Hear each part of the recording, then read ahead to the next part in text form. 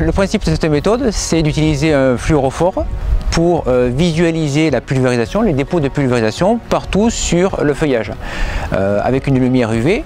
Le gros avantage de la méthode, c'est qu'on n'a pas besoin de positionner au préalable au vignoble des collecteurs, puisque le collecteur est déjà présent, hein, ce sont les feuilles de vigne, donc ça permet de très rapidement visualiser les dépôts partout sur le rang de vigne.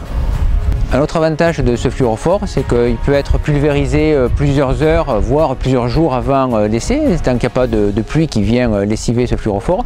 Même après séchage, il est encore visible. Le seul petit inconvénient de la méthode, c'est que pour visualiser le fluorophore, il faut être dans l'obscurité. Donc là, trois solutions. Soit on attend qu'il fasse nuit, puis on observe de nuit le résultat. Soit on prélève des feuilles et on va dans un milieu obscur pour les visualiser. Ou soit on utilise une bâche en plastique et on recouvre le rang une piquetée ou deux. Donc là où c'est le plus intéressant à utiliser, c'est quand on commence à avoir mimé, on va dire, des développements qui sont importants. Jusqu'à fin juillet, c'est intéressant d'utiliser ce type de méthode. Une bonne qualité de pulvérisation, ça se traduit par des dépôts homogènes sur l'ensemble du feuillage. C'est surtout sur les faces inférieures, sur lesquelles sont présents les stomates, par lesquels pénètre le mildiou. Donc les faces inférieures qui doivent être bien couvertes de manière homogène. C'est comme ça qu'on arrive à évaluer par le pourcentage finalement de surfaces qui sont pas bien couvertes, la qualité de pulvérisation et d'éventuels défauts.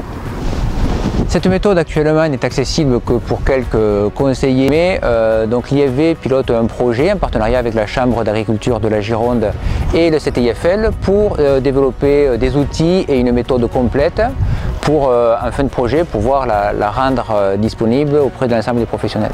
Et le projet que nous pilotons vise justement à pouvoir mettre un outil entre les mains d'un conseiller viticole qui, même s'il n'est pas expert dans le domaine de la pulvée, va pouvoir évaluer la qualité d'un appareil en la comparant avec une base de données sur laquelle aura préalablement été enregistré l'ensemble des tests qui auront été effectués.